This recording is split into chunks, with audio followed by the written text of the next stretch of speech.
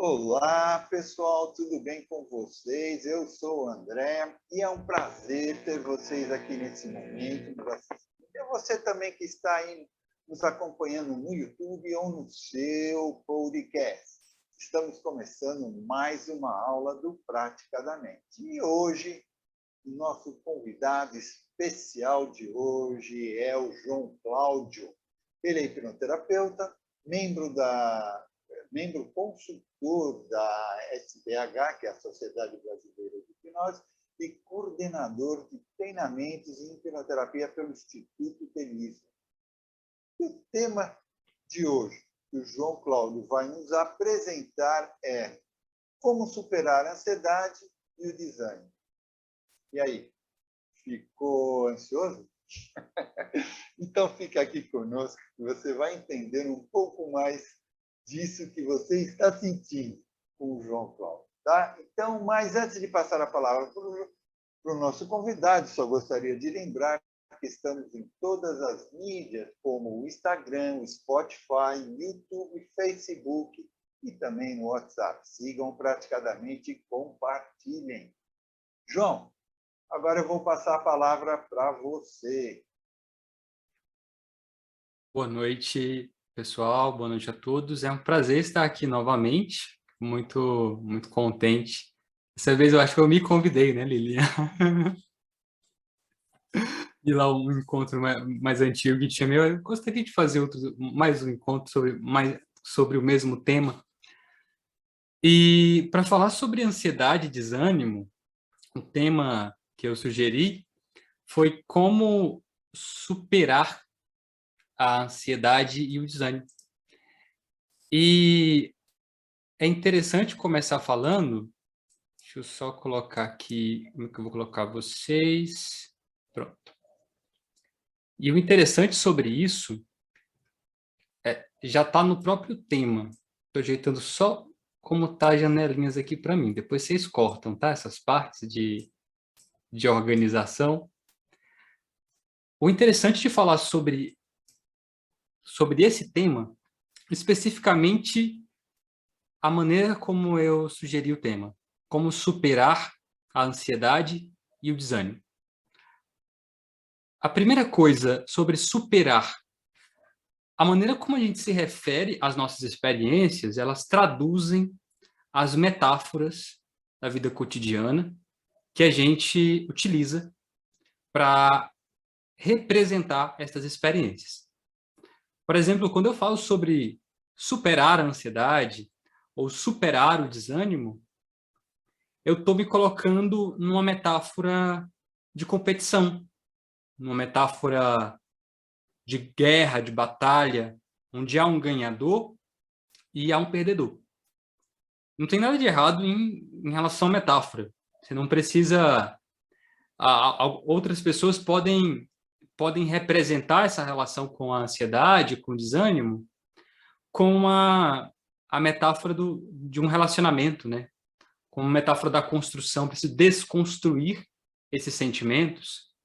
Eu preciso exterminar ou demolir esse estado que me incomoda, que me atormenta.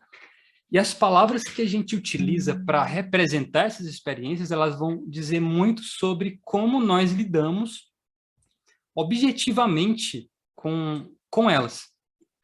Então, o primeiro ponto sobre como superar ou como lidar, talvez seja avaliar a como você se relaciona com isso que você quer mudar, com isso que você quer melhorar. Na clínica, muitas vezes as pessoas chegam com essa ideia de que a tristeza é algo ruim, que precisa ser extirpado do meu ser, ou que o desânimo é ruim, ou que a ansiedade é ruim, eu preciso simplesmente me livrar disso, como se fosse um estorvo, como se fosse uma entidade que infectou meu sistema, eu preciso me livrar disso a todo custo.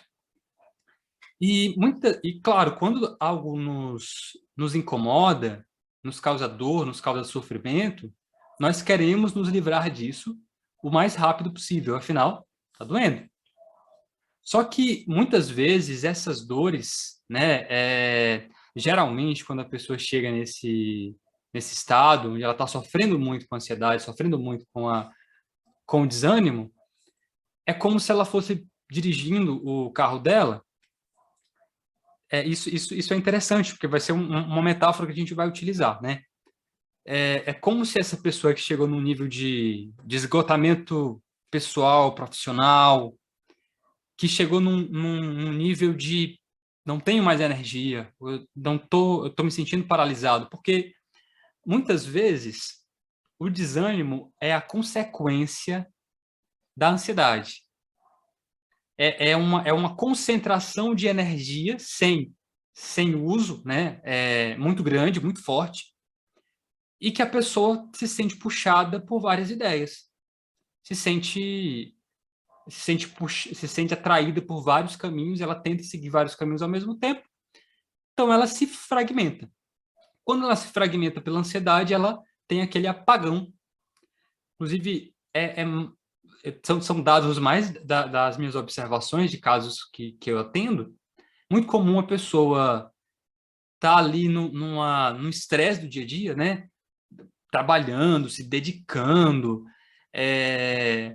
uma metáfora, se matando, fazendo aquilo que ela está fazendo, de estudar, de trabalhar, então ela entra de férias, ou ela sai para viajar, pede uma licença, um afastamento, e nesse momento, quando ela se afasta do trabalho, quando ela tira férias, é quando ela tem um ataque de pânico.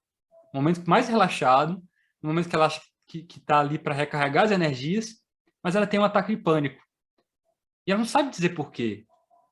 Mas, no fundo, isso, cada pessoa vai chegar numa percepção, né? No fundo, ela se lembra, mesmo que em um nível inconsciente, que daqui 10 dias ela vai voltar para o trabalho. Daqui 10 dias ela vai voltar para a mesma casa, para as mesmas atividades.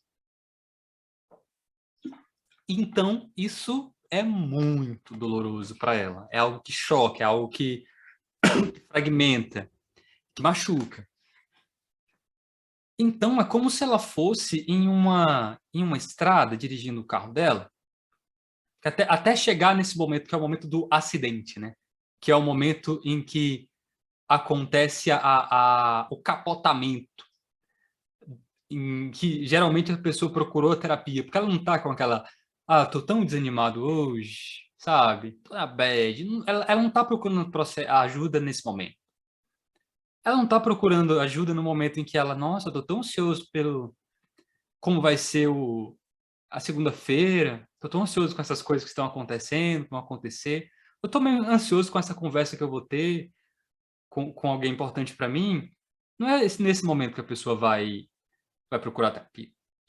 Não é nesse momento que a pessoa vai, entre aspas, né, surtar, ter uma crise. É no momento que isso vai acumulando. É como se ela fosse dirigindo o carro dela numa estrada e tem à noite e vão tendo ali as placas, né? Placas de aviso. E aí tem uma placa que vai falando assim, olha, vai mais devagar, 40 quilômetros. Ela está a 100. Aí ela encontrou a primeira placa que fala, vai a 80, que é 80. E ela até que reduz para 93, mas depois ela sobe para 100 de novo.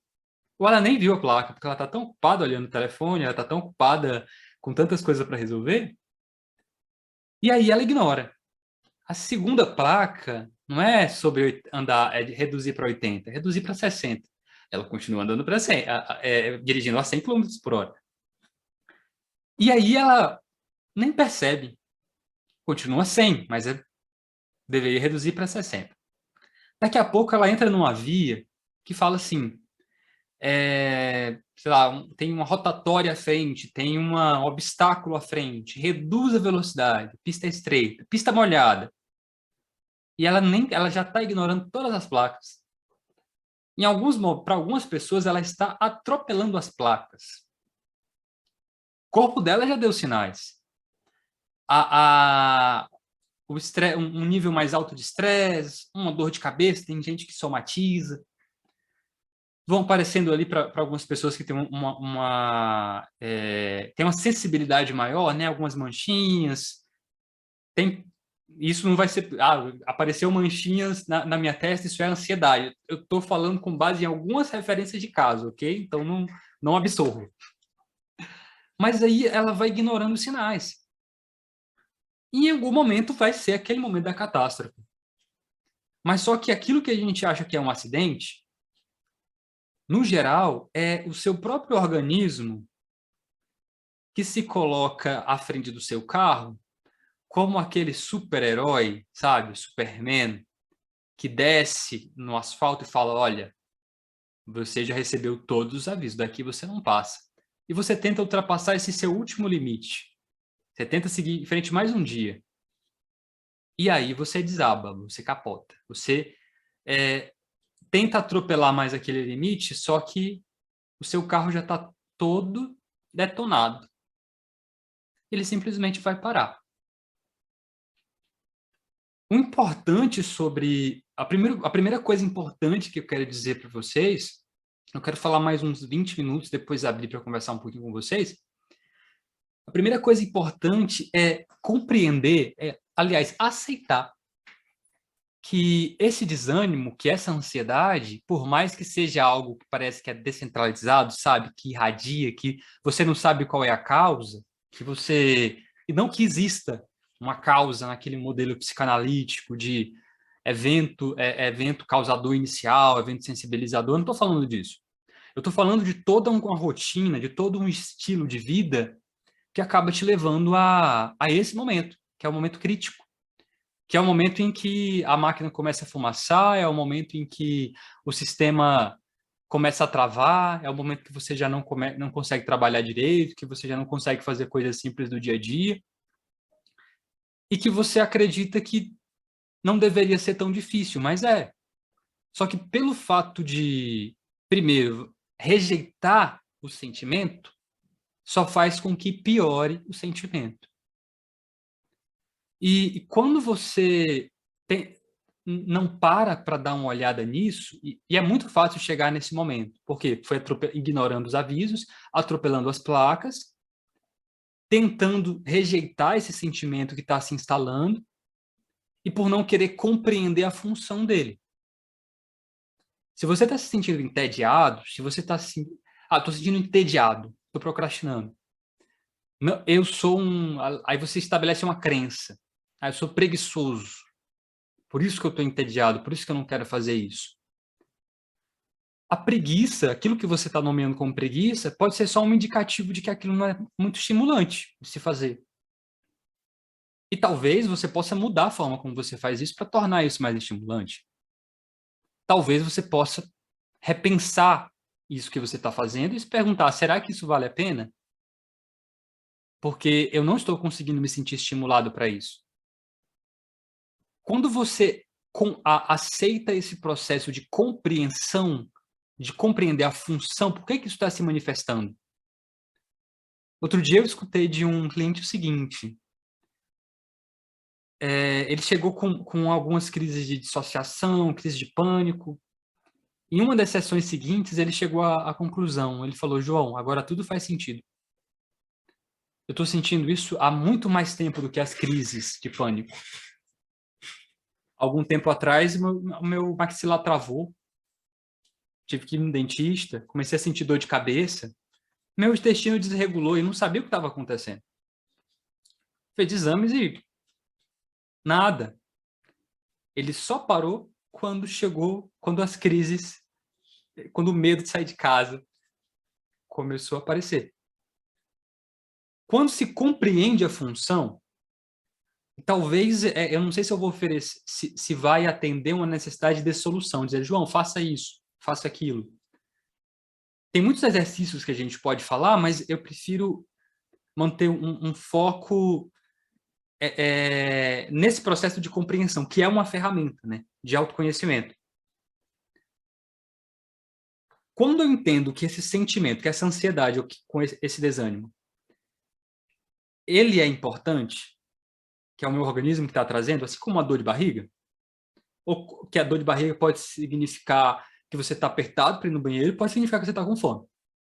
Quando eu compreendo que ele é importante, que ele tem uma função, eu também compreendo que existe uma necessidade a ser atendida. Aí é um ponto que a gente chega, que é no autocuidado. Se o sentimento é real e ele é importante, e ele nunca é desnecessário, ele nunca é bobagem, porque às vezes a gente diminui os nossos próprios sentimentos.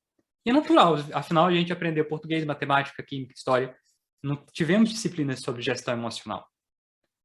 Não nascemos em famílias, pelo menos provavelmente a maioria de nós, não nasceu em famílias onde os pais receberam uma educação de gerenciamento emocional. Então, é natural que a gente carregue, tenha meio que aprender por conta própria. Quando eu chego nessa necessidade que vem dentro desse pacote da ansiedade, do desânimo, da procrastinação, e eu olho para essa necessidade, eu posso perceber, é uma necessidade de quê? De descanso?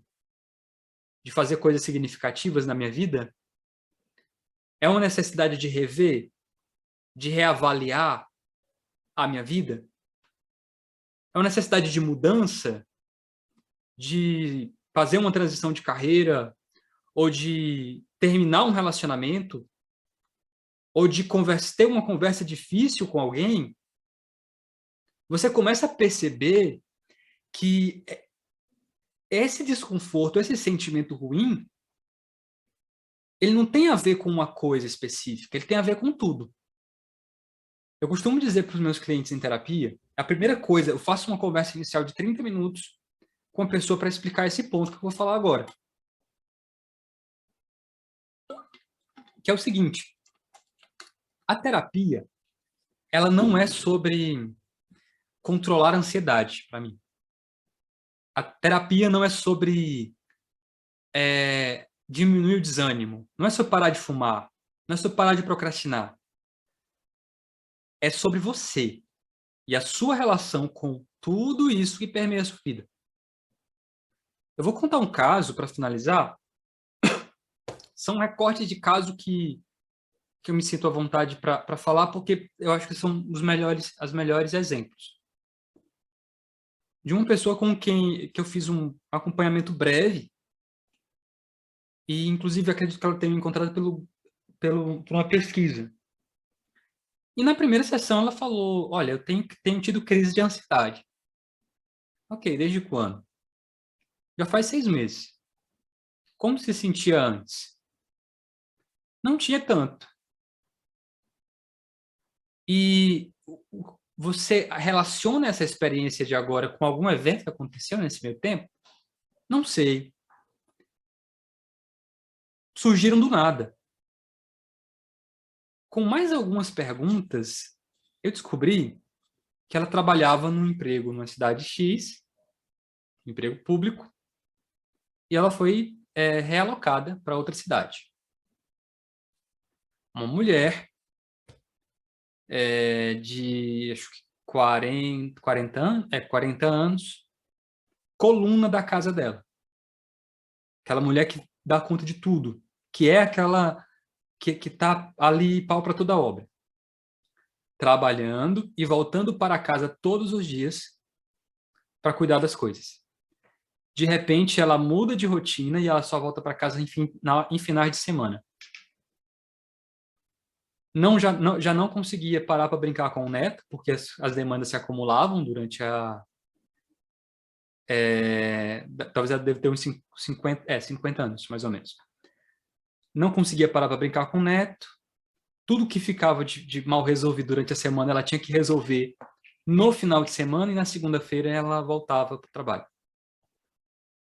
E uma das coisas que a gente trabalhou, por meio de uma metáfora, eu vou trabalhar com hipnose clássica, eu vou trabalhar com linguagem, que pode produzir fenômenos hipnóticos. Afinal, a definição de hipnose ela é muito subjetiva. E uma metáfora que me veio de como ela estava tendo essa experiência foi a seguinte: é como se você fosse uma boneca que se tira da caixa, se coloca para fazer alguma coisa e em seguida se bota na caixa de novo, representando a ida dela para o trabalho, voltava para o hotel, dormia no hotel, ia para o trabalho, sabe? Vai para o trabalho e volta para a caixa, vai para o trabalho e volta para a caixa, vai para o trabalho e volta para a caixa. No final de semana, não tem como cuidar de si mesma, porque tem tanta coisa atrasada que não dá para ter prazer. Isso vai criando uma reação em cadeia, meu filho, vai criando uma reação em cadeia que quando a colapso chega, ela não sabe de onde é que vem. Só que quando ela percebeu, ela teve essa percepção, pessoal. Eu não fiz mais que 3 sessões com ela. Ela teve essa percepção. Entendeu. Percebeu o que é que precisava mudar. Foi lá e mudou. Teve mudança, teve melhora. Então, é isso. Para você estar claro a forma como se...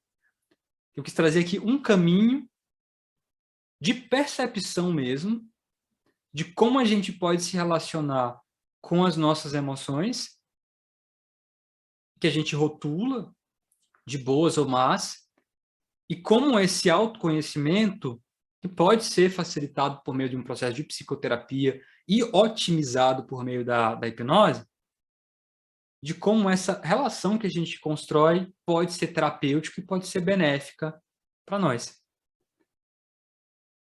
E eu gostaria de escutar vocês.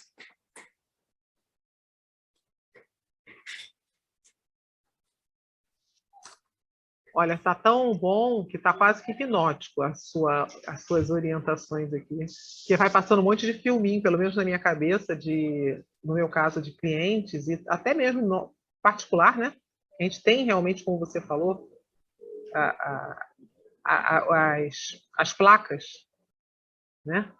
É bem interessante essa metáfora das placas, né?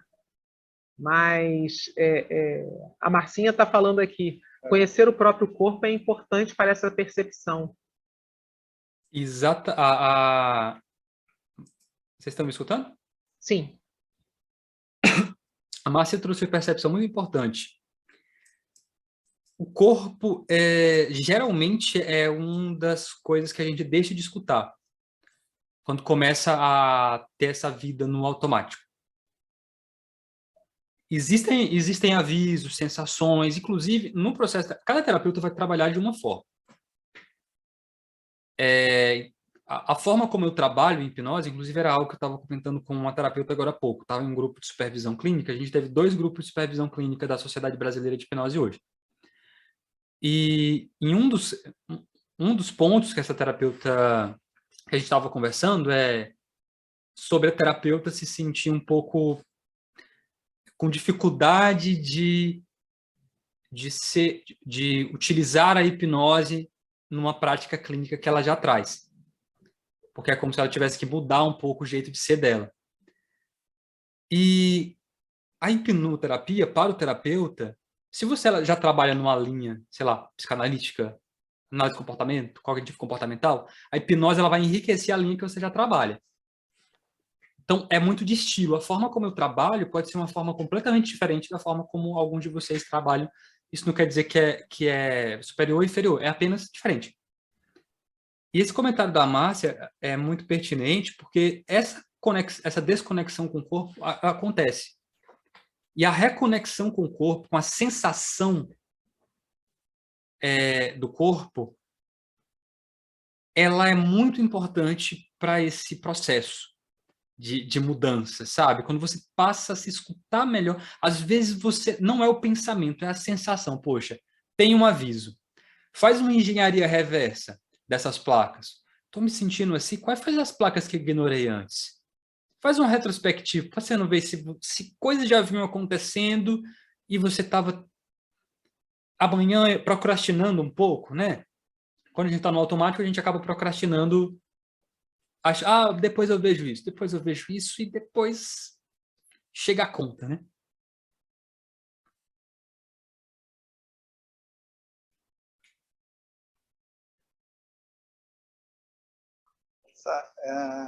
João, conhecer, que nem a Marcinha trouxe agora, essa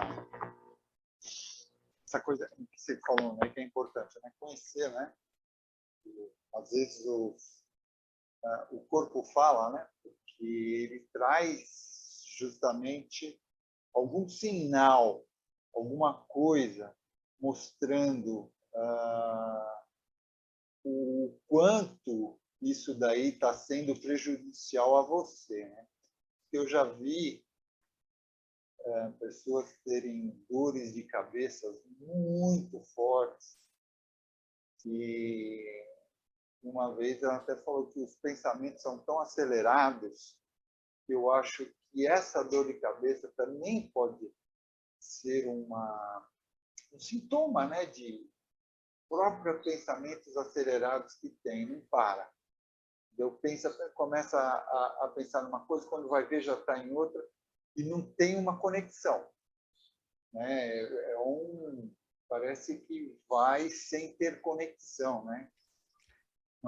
Tem dois pontos que eu acho muito interessantes, né? O primeiro sobre valores e o segundo sobre o antivírus. Se eu esquecer de falar de um desses pontos, aí vocês me lembram a partir dessas palavras, né?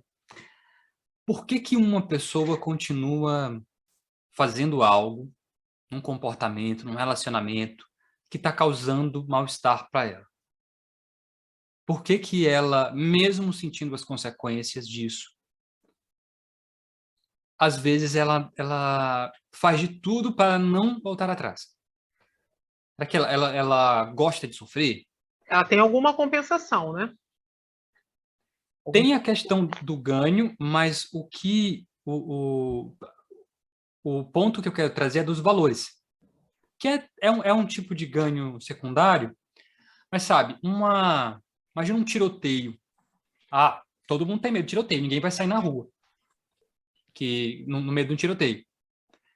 Mas tá lá uma mulher super medrosa dentro de casa, tentando se esconder, mas aí ela dá conta que o cachorrinho dela não tá ali. Pode estar, e ele tá na rua. Ela escuta o latido dele.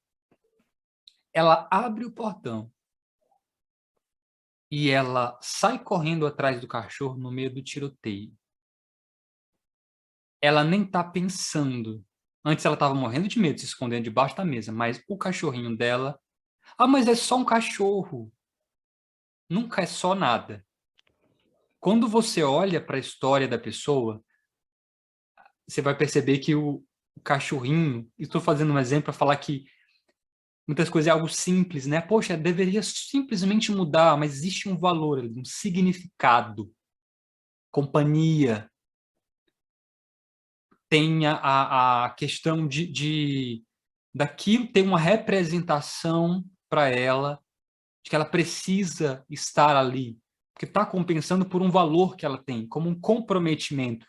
Por exemplo, é muito comum uma pessoa estar num casamento que não está atendendo ela ou ele, e já tentou de tudo, e mesmo assim ele insiste, ou ela insiste nessa relação. Não é que ele ou ela goste de sofrer, mas muitas vezes pode existir o valor do compromisso. Se eu desistir desse relacionamento, vou estar violando o valor do compromisso. Eu nunca volto atrás nos meus compromissos. É mais comum do que a gente... do que parece, a pessoa aí se fragilizando a partir dessa rigidez nos compromissos dela, porque aquilo é importante para ela. Quando ela entende que essa é a única forma de realizar esse valor, que ela não pode voltar atrás, ela vai continuar. Mas quando ela começa a perceber que desistir disso não faz dela uma pessoa que ela não é, sabe? Ou uma pessoa eu diria uma pessoa não comprometida. Se eu desistir desse compromisso, isso vai fazer de mim uma pessoa não comprometida. E não comprometida lembra uma mãe, um pai, alguém que ela é uma referência que não tem compromisso com nada. Então, eu não quero ser assim. E pode inverter também. A pessoa não consegue assumir compromissos, porque se ela assumir compromissos, ela vai... Pode ser que isso se torne algo mais sério. Se isso se tornar mais sério, pode se transformar num casamento. Se transformar num casamento, pode ser que ela se divorcie, como os pais dela se divorciaram. Existe ali algo importante para a pessoa, em um nível consciente ou inconsciente, que está impedindo. Isso não é uma teoria assim, é isso aqui, eu tenho isso aqui em mente e vou ajudar a pessoa a chegar nisso aqui. A pessoa ela vai acabando, vai chegando nessas conclusões, vai tendo esses insights. Eu trabalho muito com a teoria da própria pessoa.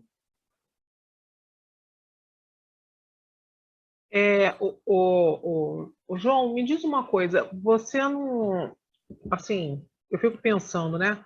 Será que, porque o número de pessoas com ansiedade está muito grande, né? Pelo menos eu recebo muita gente com ansiedade, né? Você isso não pode ser devido a, na atualidade, na atualidade eu digo de um tempo para cá, o fato de nós estarmos muito com os estímulos externos, né? Vídeo, celular, 24 horas e tudo, isso não gera na gente uma desconexão conosco mesmo. Nós acabamos nos desconectando da gente, não percebemos mais quando nós estamos, como a Marcinha colocou lá no chat, né? A gente já passa a não se conhecer e não se olhar mais, não percebe que, de repente, a gente está respirando só superficialmente, não está fazendo uma respiração profunda, a gente não percebe, às vezes, que está comendo qualquer coisa em vez de comer alguma coisa mais adequada. A gente começa a se desconectar das nossas necessidades, e aí isso vai fazendo com que a gente não enxergue as placas, como você utilizou na metáfora, que eu achei bem interessante, e daqui a pouco a pessoa, quando vê, ela já está dentro da ansiedade ou do desânimo e de todo esse perfil, vamos dizer assim, né? A minha percepção é que um grande gerador são esses estímulos, né? Eu entendo que a grande quantidade de estímulos que a gente está exposto hoje facilita o processo. Facilita o processo.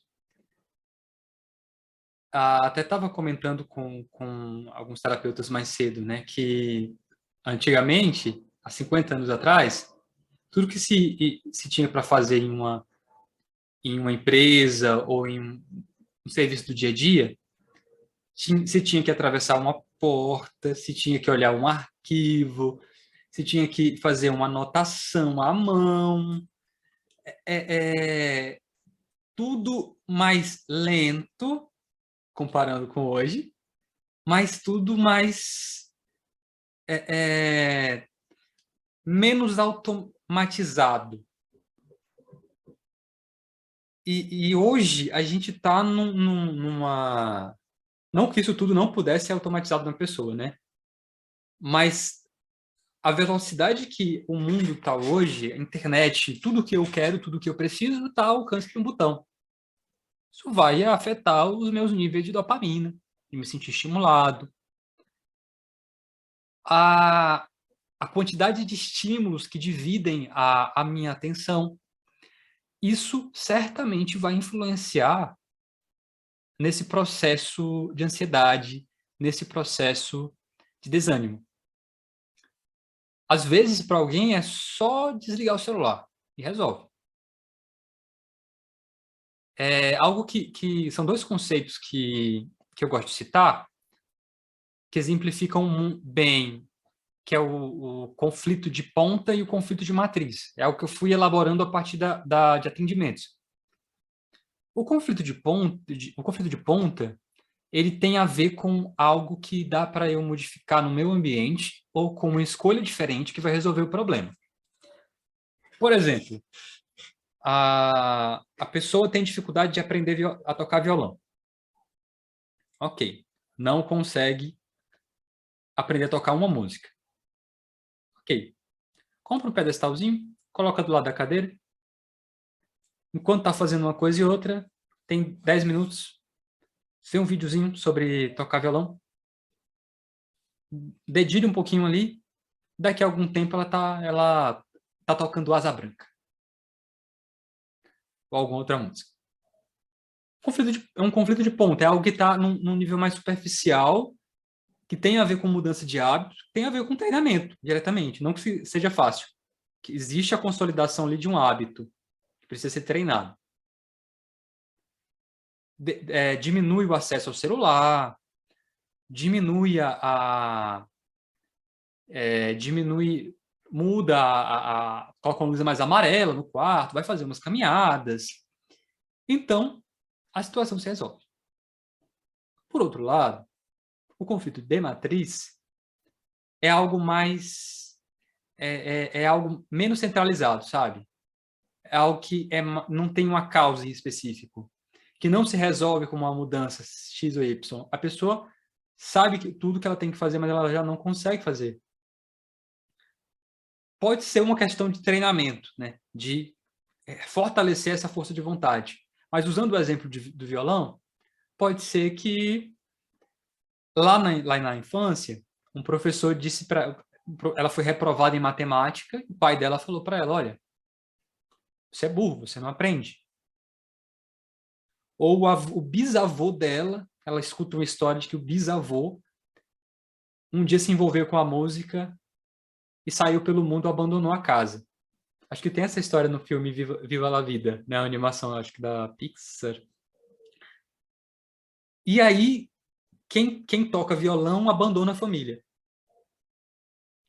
E ela vem nesse processo de tenta aprender, mas ela trava, porque existem essas questões ali de o que é que eu vou me tornar, como isso vai modificar a minha identidade, como eu sou. O que é que isso vai me tornar? Aprender essa coisa simples. Pode ser que a pessoa tenha muito medo de viajar, tenha muito medo de novas experiências, no sentido de se ela aprende inglês e surgir uma oportunidade de trabalho para ela em outro país, ela não teria desculpa de dizer que não sabe inglês. Ela teria que ir. Se ela fosse, ela abandonaria muita coisa aqui, porque ela gosta de uma certa forma como ela vive aqui. E tudo bem, ela pode chegar na terapia nessa conclusão. Não quero aprender mesmo. E não aprende. Não quero mais. Pronto, ok, dá para falar português. De boas. Não é o resultado é o que faz sentido para a pessoa. Mas ela também pode perceber que pode aprender a tocar violão. Isso não vai fazer dela que nem o bisavô dela.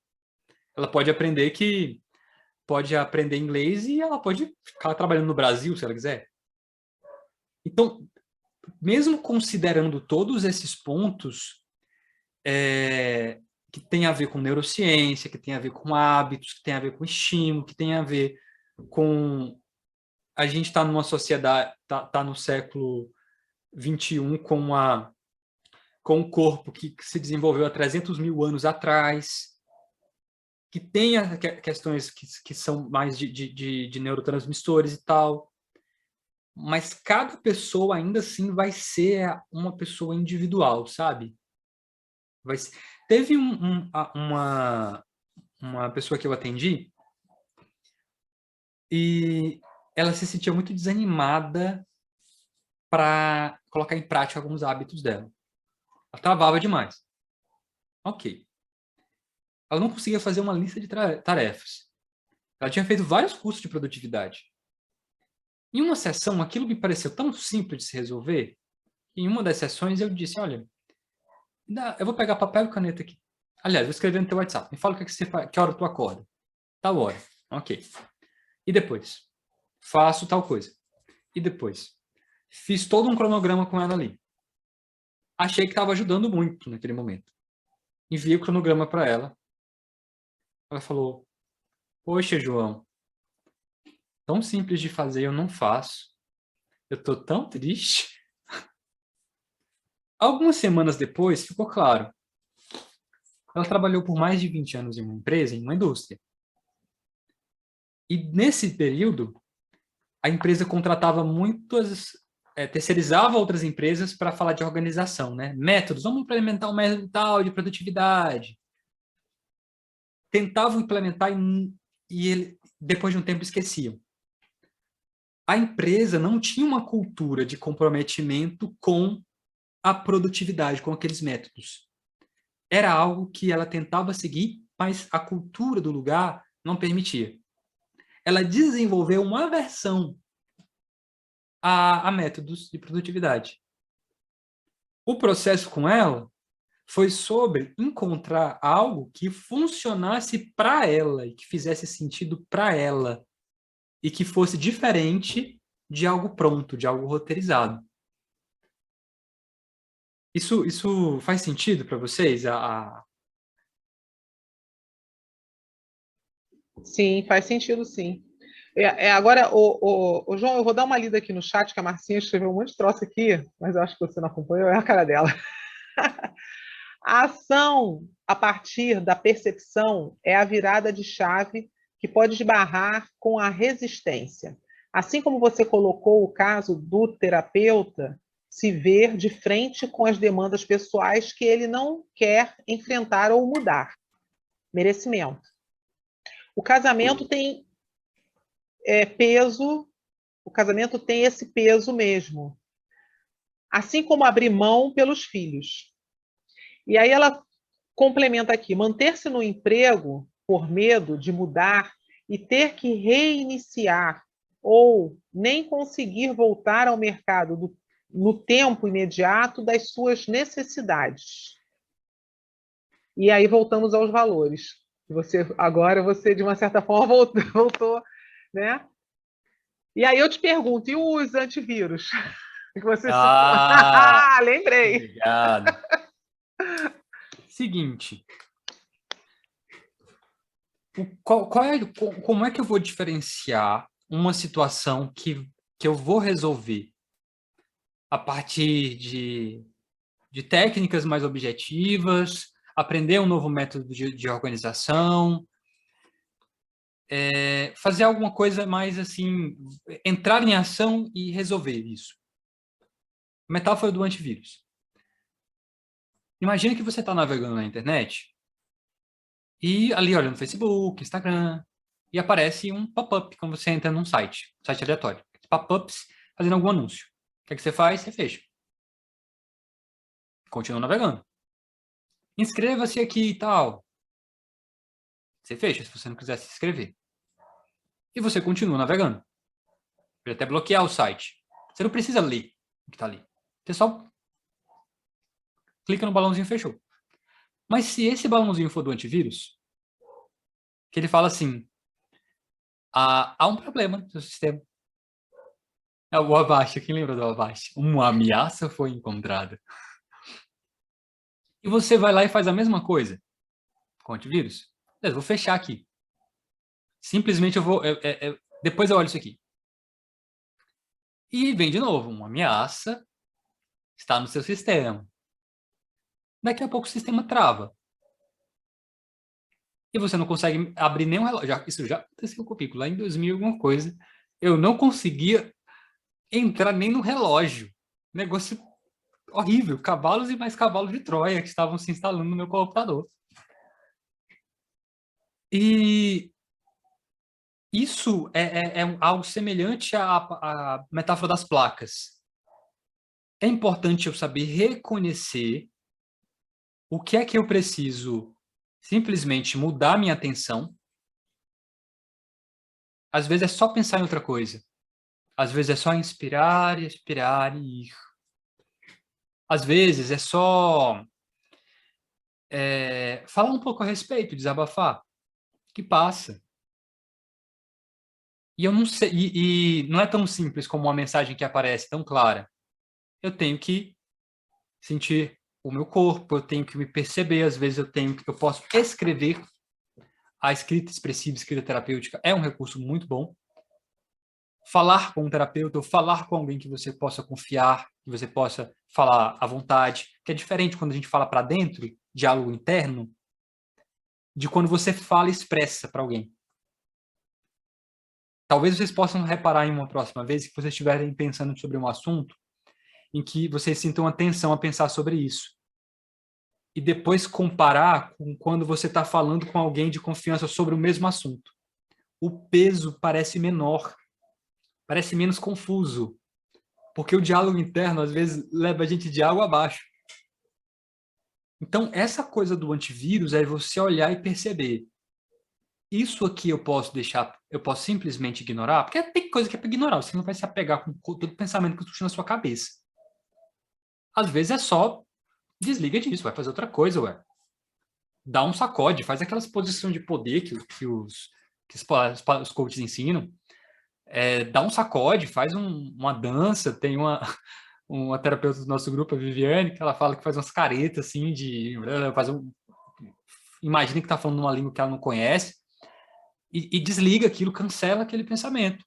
Mas às vezes você vai ter que olhar para isso, porque vai ficar se repetindo. E até você parar e resolver e conversar com esse sentimento, isso não vai parar. Obrigado, Aline, por me lembrar. É bem interessante, realmente. É mais uma metáfora importante, né? Agora, eu acho interessante assim que a ansiedade é algo assim que quando começa as pessoas realmente não, no início, né? A pessoa ela só vai mesmo procurar resolver quando já chega no pânico, né? Que começa a dar, que começa a travar o computador todo, né?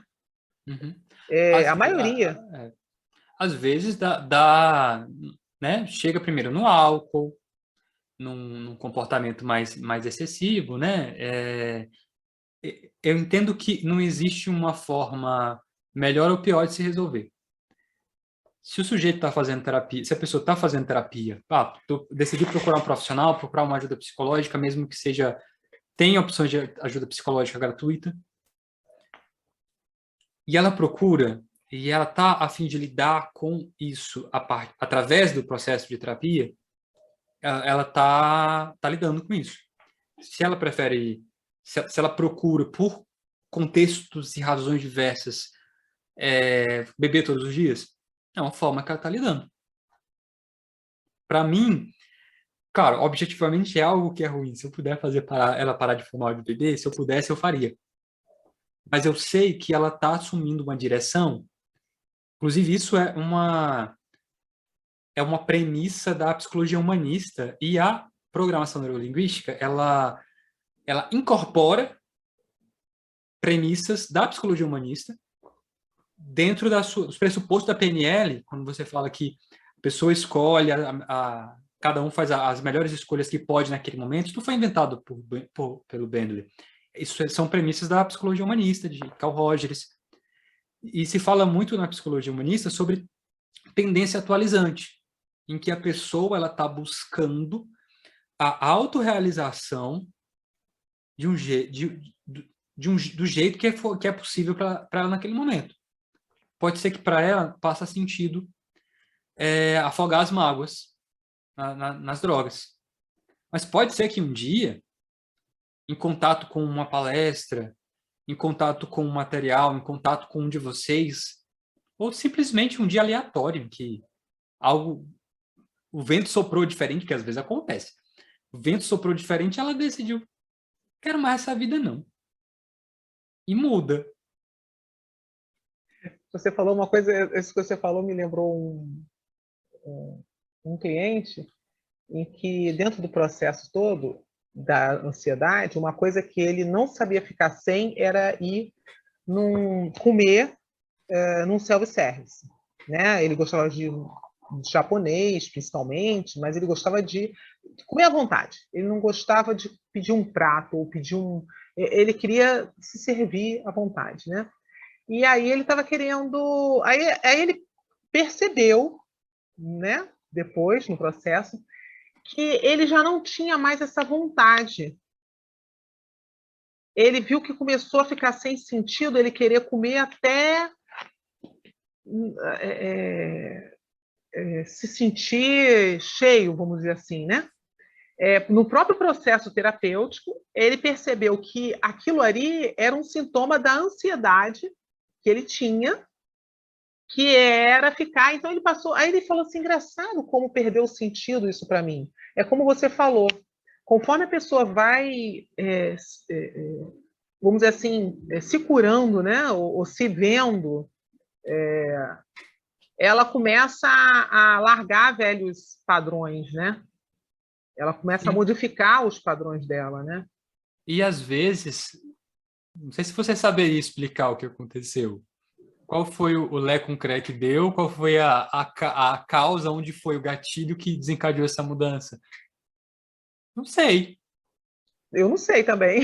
Ele falou assim, Tem, nem... tem, tem uma psicoterapeuta chamada Márcia Tassinari, que eu já fiz alguns cursos breves com ela e quero muito ler a tese de doutorado dela, que fala sobre terapia e teoria do caos, efeito borboleta.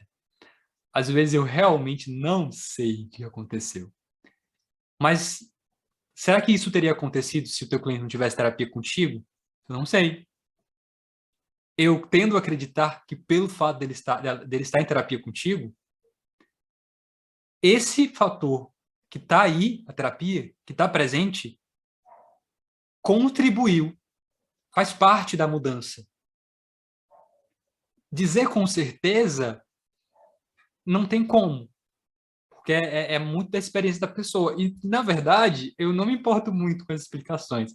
Às vezes eu fico um pouco chateado, porque eu gostaria muito de saber o que foi que eu falei, o que foi que aconteceu.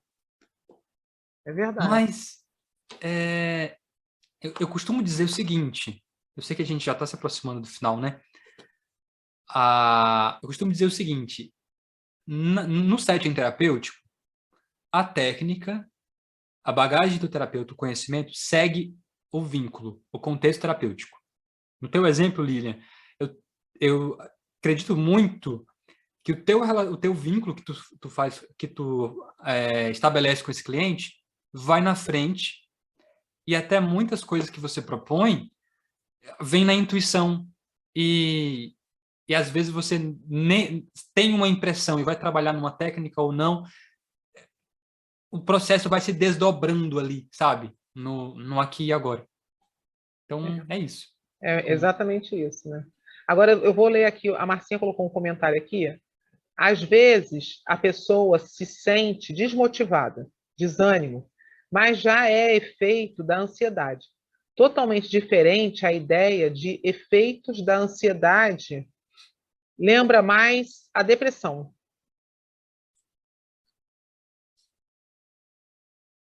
Quer dizer, quando a ansiedade ela vai chegando a um ponto que a pessoa entra numa depressão, né?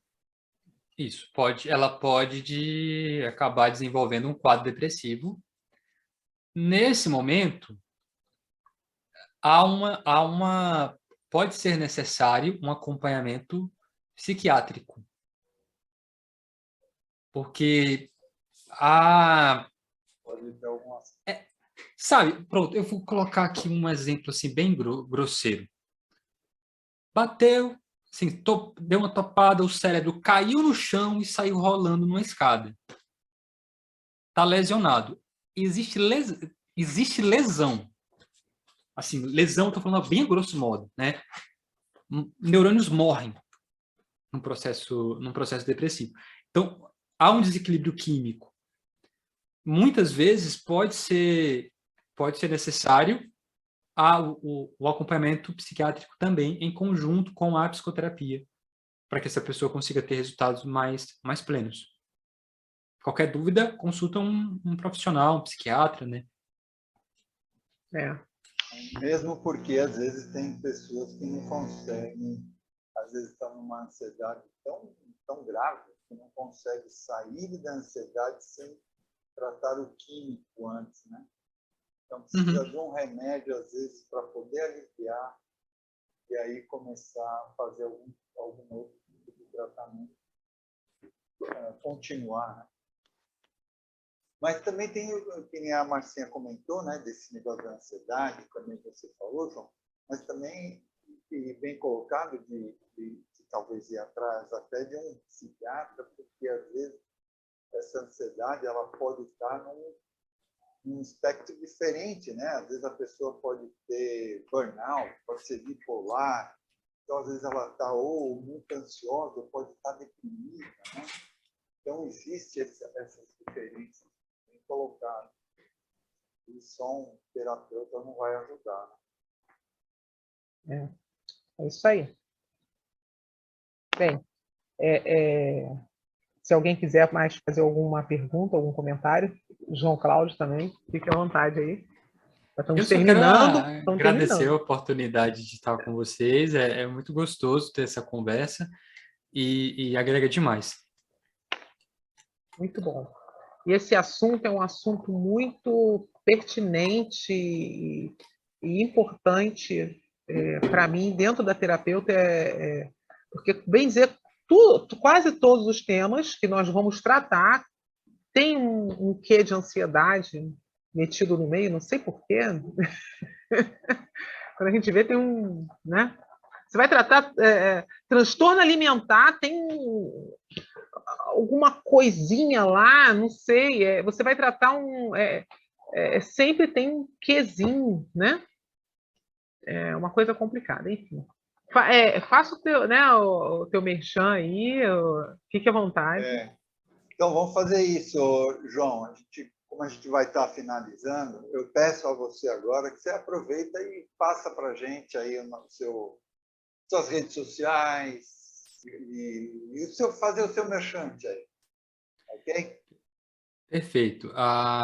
Vocês me encontram para atendimento de hipnoterapia no @joaoclaudio.me, lá no Instagram, e em João Cláudio, que é recente o site, posso esquecer, né? joaoclaudio.me/hipnoterapia. Se digitar só joaoclaudio.me vai ser redirecionado para essa outra página, porque está em manutenção. Digitou joaoclaudio.me lá, pesquisou, vocês me encontram. Qualquer coisa, me mandem mensagem no Instagram, quiser conversar, bater um papo, estou sempre à disposição. É isso aí. Quem está no Spotify, que está ouvindo, é @joaoclaudio.me, M-E, no final, né? Que a carioca aqui fala M-I, fala mi, a carioca, mas é M-E. Já tá na pronúncia do inglês aí, né? Tá bom, tá certo. Bom, então é isso aí, gente. Acho que estamos encerrando então mais uma aula sensacional que tivemos aqui, muito esclarecedora, por sinal, e espero que vocês tenham gostado. E lembrando a todos para que entrem, se integrando praticadamente, que assim vocês irão receber os comunicados das nossas próximas aulas que vamos ter por aí. Tá? Em nome do Praticadamente, agradecemos imensamente ao João Cláudio e a todos vocês que estão aqui presentes, e a você que está aí nos escutando no Spotify, e a você que está nos assistindo no YouTube, já deu seu like? Então, dê o seu like e colabore para o canal crescer cada vez mais. Isso vai ajudar a aumentar a comunidade do Praticadamente e assim mais e mais pessoas irão ter essas informações.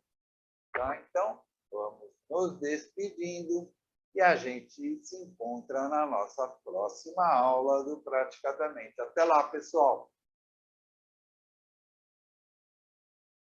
Até mais, muito bom.